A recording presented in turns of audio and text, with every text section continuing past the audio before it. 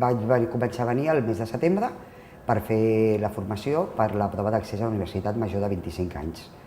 Llavors les proves, els exàmens es faran a l'abril, l'últim cap de setmana i el primer cap de setmana de maig. Aquí al centre les classes que jo faig són comentari de text, català, castellà, francès, matemàtiques i química.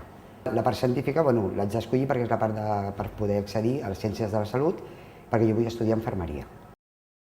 La meva feina, jo soc auxiliar d'infermeria, treballo en una residència d'Argentona i llavors, clar, el nostre horari, diguéssim, no és molt compatible per venir a classe, per fer cursos presencials.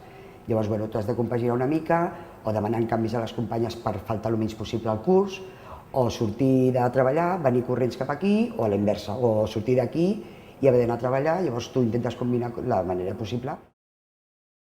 La feinada que tenen aquí els profes, perquè o et donen dossiers o un munt de fotocòpies i molta feina que, a més, ells ens ho diuen, és que després també heu de treballar a casa, no es limita a la feina d'aquí.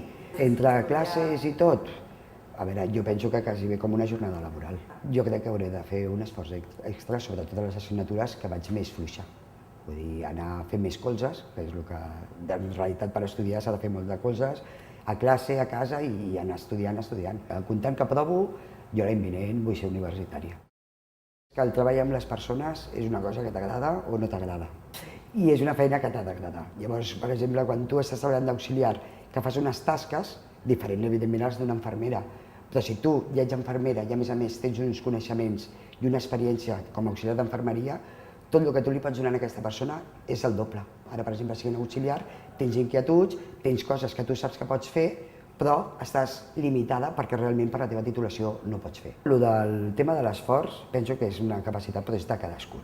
Vull dir, cadascú ha de buscar una motivació, una il·lusió, posar-se una meta i dir vaig a per això i lluitar i anar i avançant el camí fins que ho aconsegueixes. Vull dir, sí que hi ha un esforç, també pot passar que no arribis, però no passa res.